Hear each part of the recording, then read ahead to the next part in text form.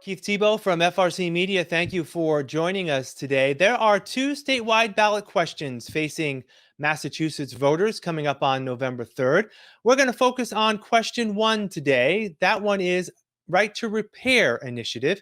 What the Right to Repair Initiative is it basically builds upon a law that was first passed by voters in 2012, but then codified by the state legislature in 2013, allowing for independent auto shops to repair any vehicle. So people who have their favorite mechanic can go to their mechanic to repair their vehicle and not having to go to a dealer per se to get their cars repaired. This new initiative looks to build upon that. And I'm pleased to be joined right now by the representing the proponents of yes on question one, the Right to Repair Coalition. Tommy Hickey is with me. Tommy, thank you for joining me. Thank you for having me. It's an exciting opportunity. You're welcome. Let me just ask you right off the bat, what's different about this initiative and why should people vote yes? Basically, as you said, 2012, we passed the Right to Repair law.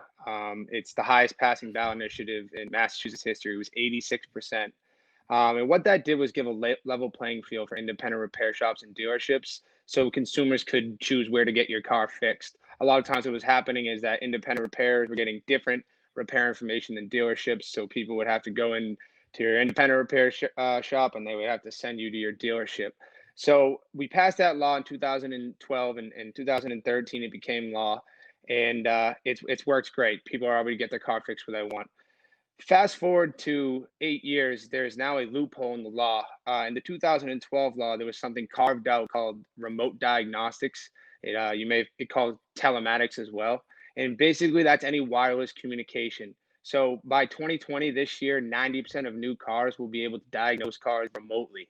And that is carved out of the 2012 law. So moving forward, cars are like computers on wheels. They're able to diagnose cars. That is carved out of the law, which jeopardizes a consumer's right to get their car fixed if they want and leaves independent repair shops kind of in the dust as technology moves forward. Now, in terms of what currently happens, I know, with my car, I don't have a new car, but still there's computer components to it. I go to a repair shop, they sort of plug in to a Right. port under the steering wheel that can get the diagnostics. That tells a lot about what's happening in the car. What is it that car repair shops are not able to get through this telematics system that this initiative would cover? So it's nothing in real time. Right now, your new cars in 2020 with telematics systems, they're able to diagnose the car remotely. Like you said, the old way of plugging in the car is the OBD port. You would diagnose the car and you would get your car fixed. Now you can do things remotely. So car manufacturers are getting all this wireless real-time repair information straight to their cloud. And the independent repair shop and the owner aren't able to access that information. So what this ballot initiative would give all the repair information, the real-time diagnostic repair information wirelessly straight to the owner of the car, and they can choose the dealership or independent repair shop of the choice that would get that repair information. So I guess the question I have would be, if you're not getting real time under the current system, what is the delay in terms of getting the information on a car? Because it looks like if I go to my repair shop and he still plugs in the old-fashioned way, is there some information that is not on that car that went somewhere else? I guess I'm trying to figure out what is actually what you would need, and what is there a delay for not having it real time if a lot of the information is still on the car. So it would be remote diagnostics, right? So when you're plugging into the OBD port, if you're going your independent repair and plugging in, that's not remote diagnostics. You're actually inside the shop getting your car looked at. So one of the competitive disadvantage of the car manufacturers, they have a monopoly of this information. There's no law that was carved out of 2012 to give us any wireless information. So right now, a dealership, perhaps with franchise agreements, will be getting this information from the car manufacturers. They'd be able to reach out to the consumer, bring them into the dealership because they will be able to remotely diagnose their car. An independent repair would not get that information. So right now, what we're saying in this ballot initiative, what this would do is to give it to the owner of the car and let them decide where that repair information goes. So they can continue to go to the dealership or they can bring the car to the local independent repair shop. We know 76% of the time, car owners want to bring their cars to independent repair shops because they're cheaper, they're part of the community, they're known and they're trusted. So getting back to the information again, would it be where, let's just say I have a vehicle that under this initiative, I would literally call my car mechanic and he'd be able to get the information without my car necessarily being there? Is that an advantage to this? Or I guess I'm trying to look at what information would independent car repair shops, what are they not getting? You said real time, but is the information stored in the car and it's sent up? So in effect, if the car is plugged in, they would get that information, just not in real time. I guess I'm trying to understand the real time Yeah. aspect of this. So let me give you a scenario. If I'm driving down the street in my 2020 Honda car, if this law were not to pass, I would be driving along and I would get it would come in through a speakerphone or a phone call or text message email from a dealership saying your catalytic converter is about to go out. Please proceed to the local dealership 8.4 miles away. If I wanted to share that information with my independent repairer, because I didn't want to go to the dealership, I've been going to the same guy to fix my car down the street for 20 years. He can't get that information. There's no way of getting that information to him. So you'll be forced into the dealership to get a car repaired. If you did not want to go there and you went to the shop to plug into the OBD port, there's no remote diagnostics in the OBD port. So you would be forced into the dealership. Whereas if this did pass, you would get a notification on your mobile-based application, whether it's on the dashboard of the car or through your iPhone, and you will be able to share that with an independent repairer of your choice.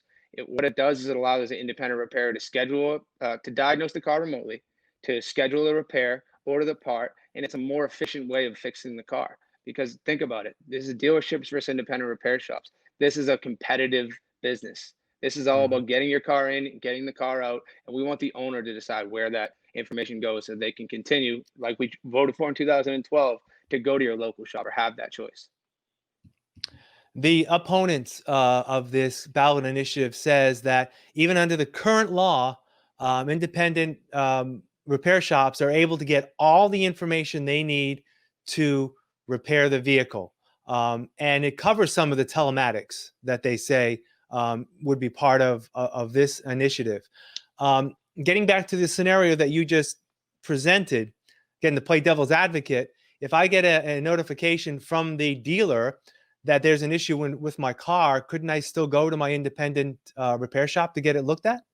No, because telematics is a more efficient way of fixing your car. So it actually has real-time diagnostics, meaning you can tell when a part is about to break down. Independent repair would have no access, and the owner would have no access to it.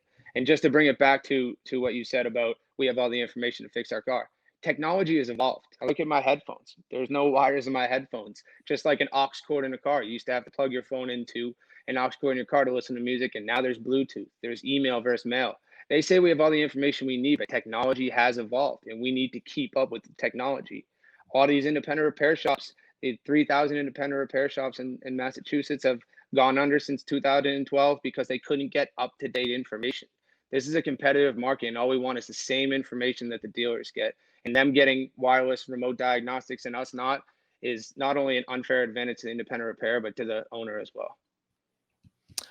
I happen to be on the website of the opponents of this ballot measure, and when you first go on their website, an audio is being played. It's sort of, I think it's a radio ad of some sort that seems to be talking about privacy and how this initiative will allow anyone with access to the information the ability to take over your car and you know, relatively control your car and get personal information from you. How do you combat that? It seems like their approach is this is a privacy violation.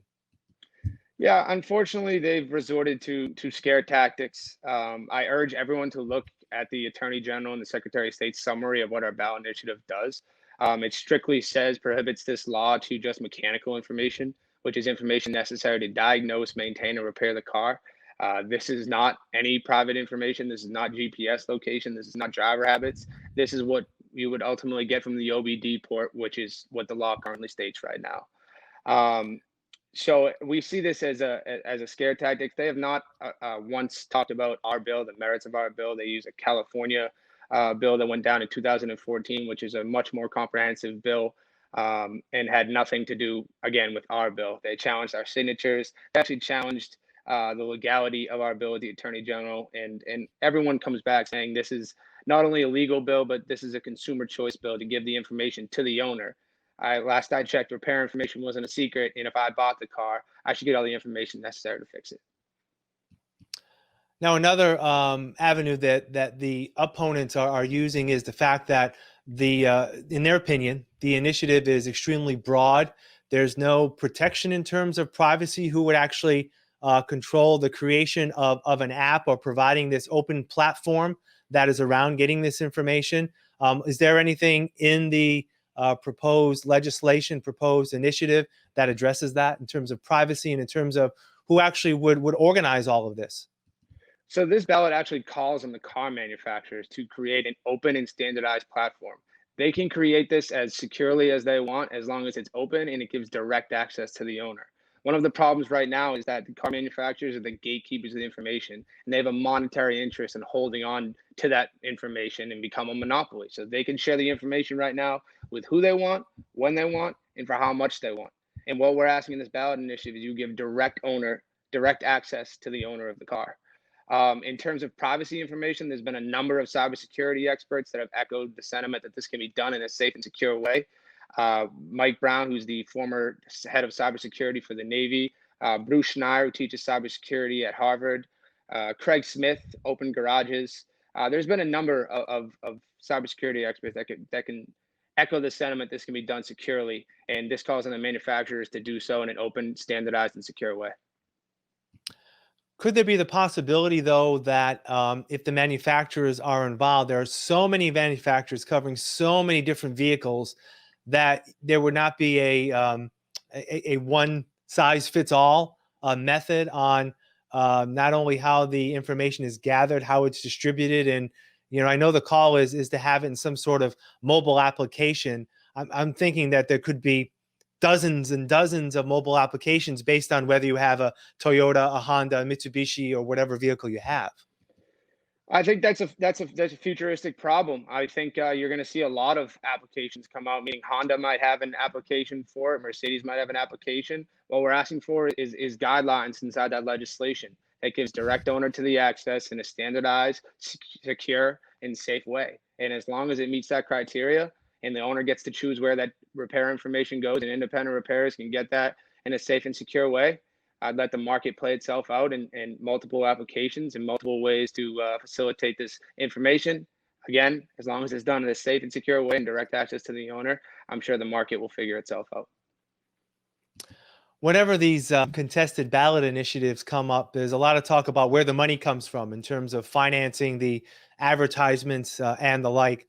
The opponents are saying that, in effect, it's not really the independent repair facilities that are, funding this. It's big suppliers, O'Reilly Auto Parts, AutoZone, that's really looking for this information, this data that they can use to their advantage. How do you respond to that? Well, we knew we weren't going to be able to outspend the car manufacturers. I mean, you probably have seen they're pouring over $23 million, I believe, into this. There's over 30,000 jobs in the aftermarket here. I mean, they talk about Advance and your O'Reilly. They have multiple store locations, multiple employees. They give parts to independent repair shops. There's a whole community of aftermarket jobs here in Massachusetts that depend on this legislation passing. So we know we're not going to be able to outspend them, but we have a grassroots team. We have boots on the ground. Like I said, we have over 1,800 independent repair shops with already signed locations, and we continue to do more every day as this issue gets more magnified. And everyone's chipping in, everyone's participating. During COVID, I think expenses are a little tight, but everyone who has been able to chip in has chipped in, and we continue to spread the word. And we see this as an education campaign, and we continue to do that. So is it possible that some of these others, these non repair shops could get some of this information and benefit by it? No, this is about getting the owner of the information in the car, repair information, just like the OBD port, and getting it to your independent repair or dealership, just as the legislation says. All right. Finally, Tommy, where can people find out more information about the Right to Repair Coalition and more information on Yes on Question One? Our website is massrighttorepair.org. I really urge people to take a look on the Attorney General and Secretary of State's website for actual ballot language and actual ballot summaries. But there's been a number of articles that have been written about this and continue to be written about this. And I urge people to do their homework and look at the language to see exactly what this ballot initiative does. All right, Tommy Hickey from Yes on question one. Thank you for joining me today. Congratulations, all the best, good luck, and we'll hopefully talk again soon. Thank you. Thank you. And I want to thank you for joining us here on FRC Media. I'm Keith Tebow. Have a great day.